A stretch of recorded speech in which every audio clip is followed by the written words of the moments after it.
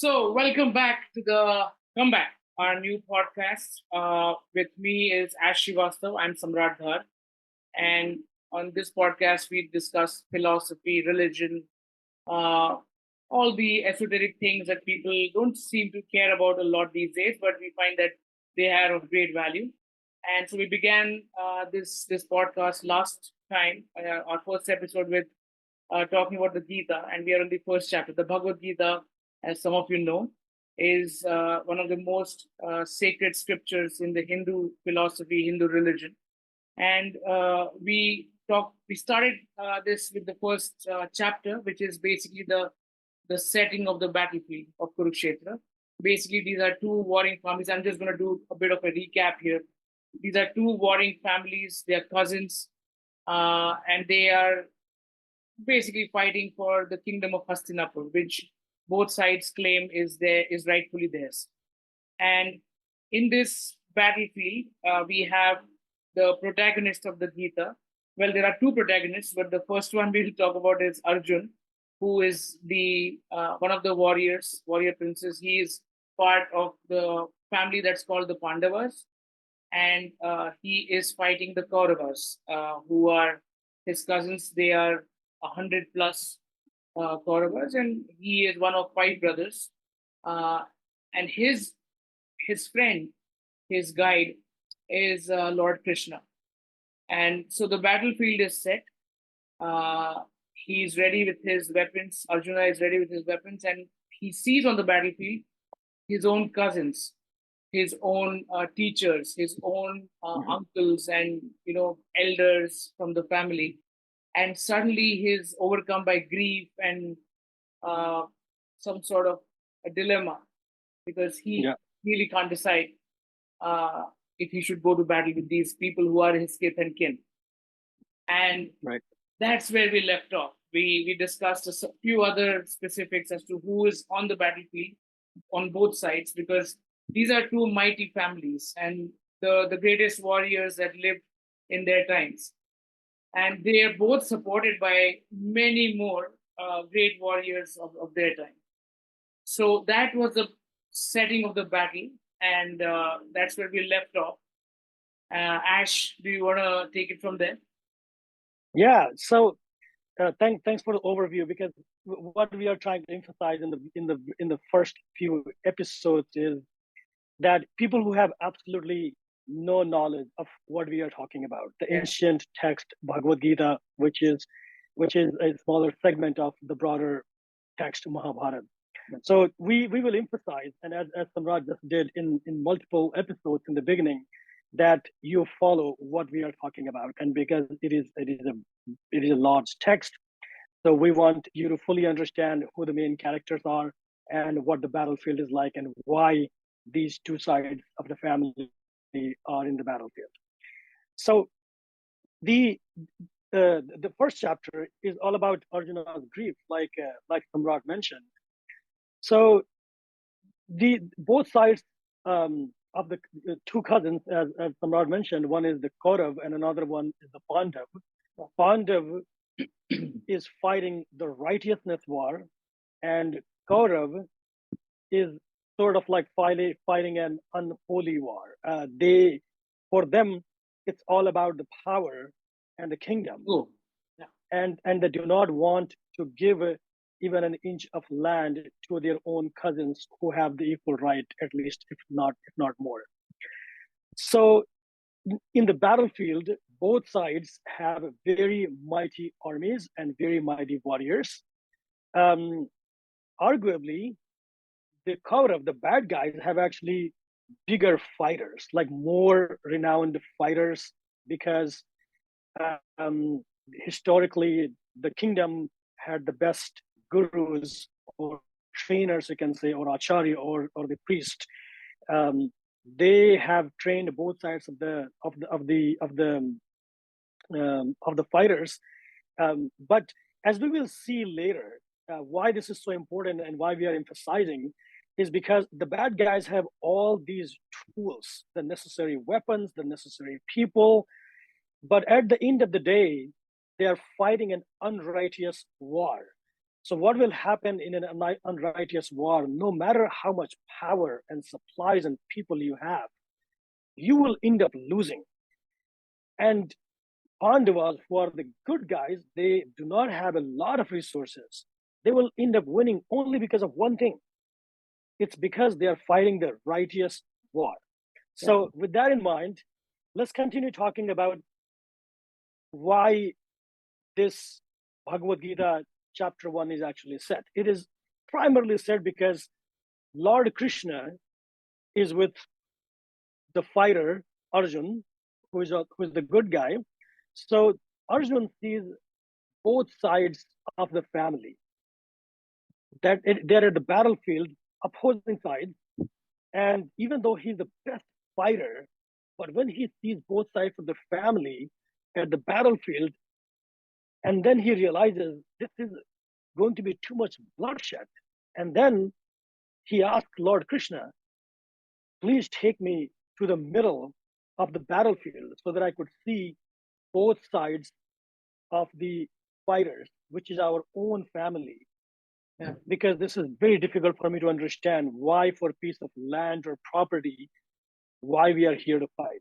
Samrat, you might want to add something there, because this is a very, very complex situation. If you and I are put into that kind of situation, what would we do? And this is where the critical um, um, problems that we deal today about anxiety and depression and things that is not working out in our life applies very broadly. Yeah.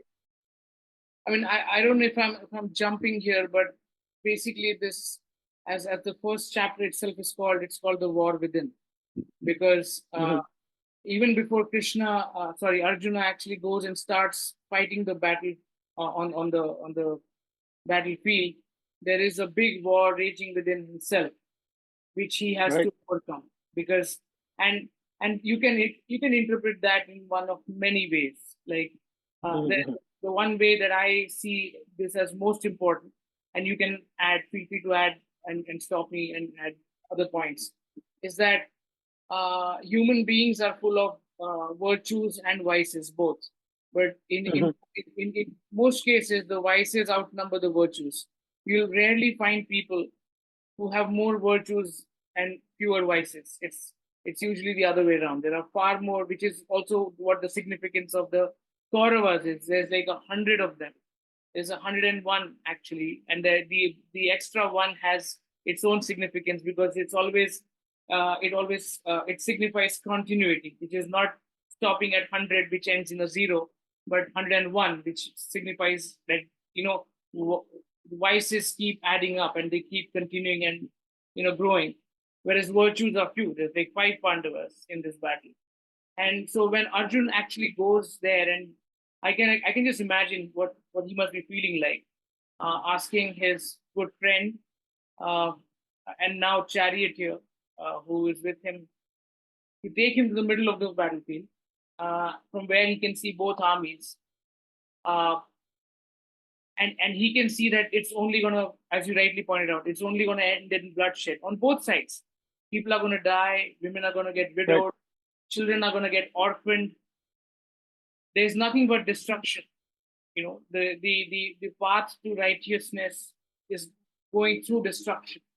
There's no two ways about it.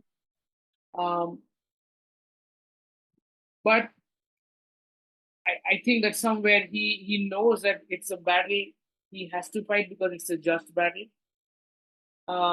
It's just the uncertainty or the anxiety, as you rightly said, that's causing him. Yeah, I think that moment. I think because he is definitely one of the best fighters, and he has obviously fought a lot of wars previously. But fighting a war where the opponents are not your people is actually much easier. So I think Arjun really never realized that he would have to face his own people, and he has won all the wars previously that he fought. And you rightly point out, this is the war within, and which is you're fighting against yourself, against your own people. And he's right to question, why are we even fighting it? Is it for the land, for property? And he's right to question. He's not in his stable mind. And as you know, in this chapter, uh, Arjun he's sweating. He has explained like so beautifully in this that he's literally he's sweating so badly. His hands are shivering. He's not able to hold his bow, and then his arrows are falling. So this is a warrior who has fought multiple wars, and he is not able to maintain his mind or body. And that's when he asks Lord Krishna to show him the way. And rightly, this is where Bhagavad Gita begins. So let's talk a little bit more about this, because this is very applicable to our life. And I would say, like even like a couple of months ago, I don't think I was knowledgeable enough to connect these dots. Uh, and it is relevant. Why I say is because we deal with these kind of situations every day. I mean, not exactly these, because this is way bigger, but we do have a war within. We do have external wars. We do have our internal wars, and we we tend to take it not in a very good way, and then uh, mental health crisis is on the rise because things are not working out. The world has become extremely brutally competitive, so a lot of people are not able to achieve their dream, and then they commit suicide. I mean, a lot of things that that we don't want to deal with, similar to what Arjun is facing. So I think he did the right thing by asking Lord Krishna to show him the way, and he simply just wants to be the disciple at this time. Yes. And let Lord Krishna show him the way, right? I mean, from the perspective of the story itself, Lord Krishna is a very powerful man. He's an avatar of Vishnu. That's part of the Hindu Trinity. So, from the Yeah. perspective of the story, he he is uh, he is God himself in one form, present right there to guide his disciple. But if you look at it from the contemporary present day circumstances or our world in general, uh, it has this setting and this first chapter itself has a great many lessons for all of us. So one of those is, of course, that uh, whatever is our own, including our bad habits or our vices, we are very attached to them. Just as Arjuna is attached to his cousins, even though he knows that they have always been, uh, they have always wronged him all his life, him and his brothers. But Yeah. what is your own, you always want to feel attached to them. You don't want to get rid of your bad habits or your vices. Just like Arjuna doesn't want to fight or kill his own cousins because he still feels that attachment to them.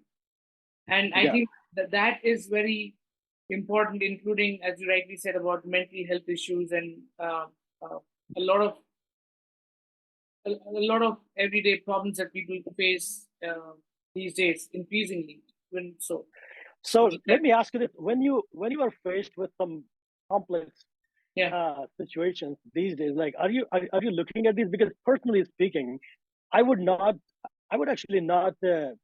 I mean, I obviously knew Bhagavad Gita chapter one, but I never knew how it really applies until a couple of months ago, because I was looking at some decisions, yeah, difficult decisions, and then complicated situations. Some with close people, some with like people that I don't know.